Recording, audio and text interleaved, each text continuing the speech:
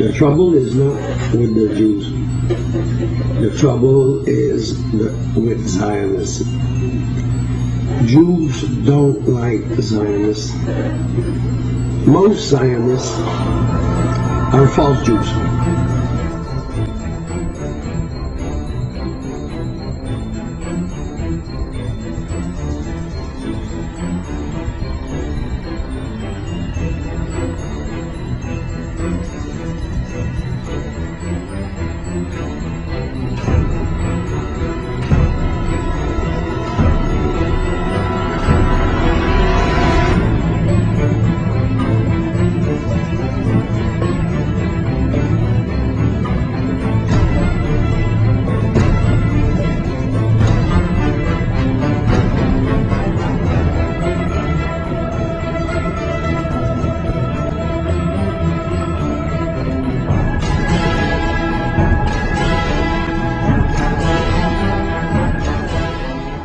Unfortunately, something new has developed in the world in the last 100 years, a new movement and ideology, and that is called Zionism.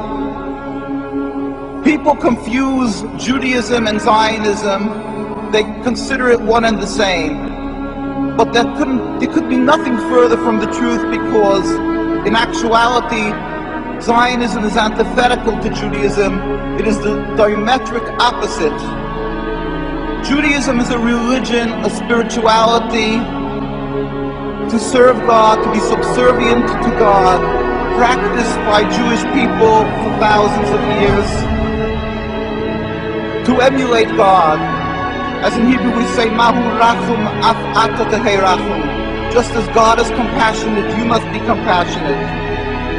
Zionism is the transformation of Judaism into something new, entirely different, into nationalism, a political goal to have a land, to be a proud nation amongst nations, removing God from the equation.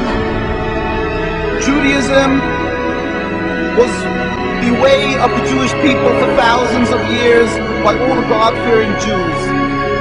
Zionism is 100 years old, by non-practice created, concocted by non-religious Jews as a whole, Theodor Herzl, people who detested and abhorred the religion and looked for a way out, for a way to be considered still distinguished people and still remain not people who were thrown out of the community, so they gave themselves a new form of Judaism. Congressman Julius Kahn presented Woodrow Wilson with a letter from three prominent Jewish Americans. They were Henry Berkowitz of Philadelphia, Max Senior of Cincinnati, and Professor Morris Jastrow of the University of Philadelphia, Pennsylvania.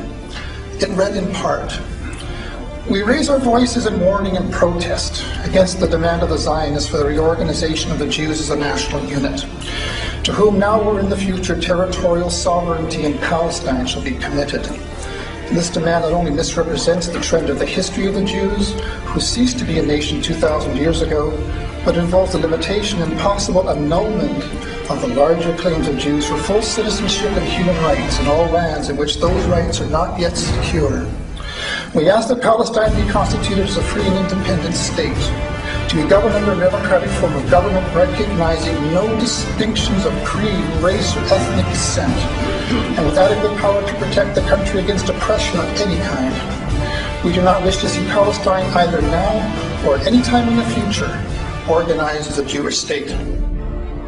The Torah is very clear in that when there was a decree of exile for the Jewish people 2,000 years ago, we were expressly told by God that we are forbidden to try to recreate our own establishment, our own entity.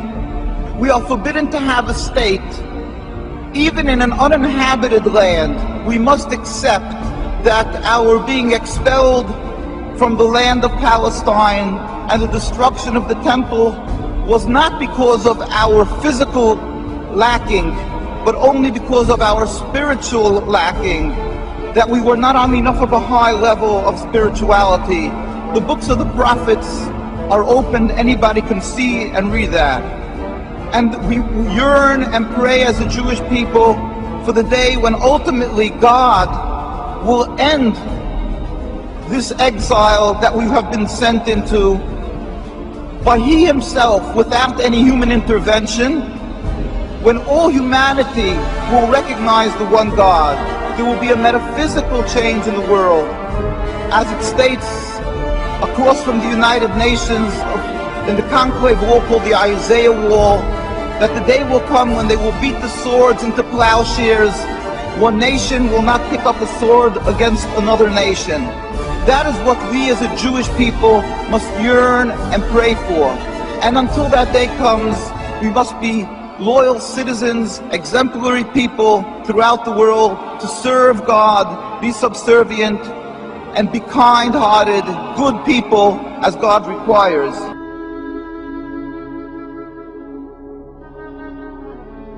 I start by saying that I'm a Palestinian with strong Armenian roots, with a commitment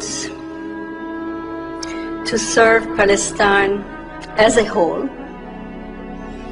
I am a product of the Palestine that was pre the State of Israel, with a birth certificate that says Palestine. And I think I have inherited that vision of that beautiful geographical spot that is a melting pot of different ethnic groups, which in my Christian faith is also the cradle of Christianity, but also the source of Judaism and Islam.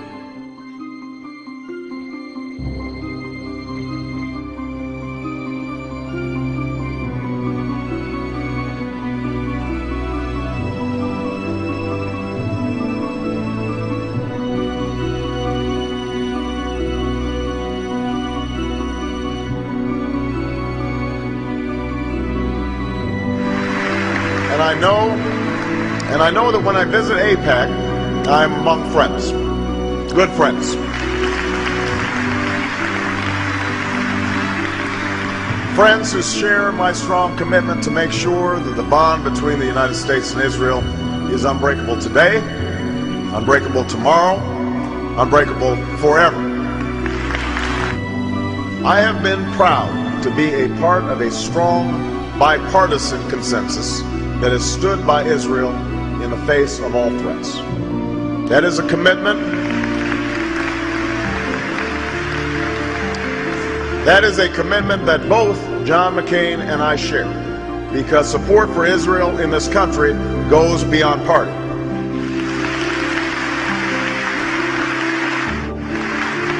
Our alliance is based on shared interests and shared values.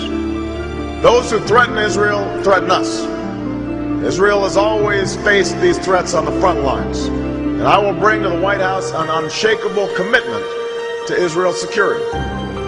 We know that the establishment of Israel was just and necessary, rooted in centuries of struggle and decades of patient work. But 60 years later, we know that we cannot relent, we cannot yield, and as president, I will never compromise when it comes to Israel's security.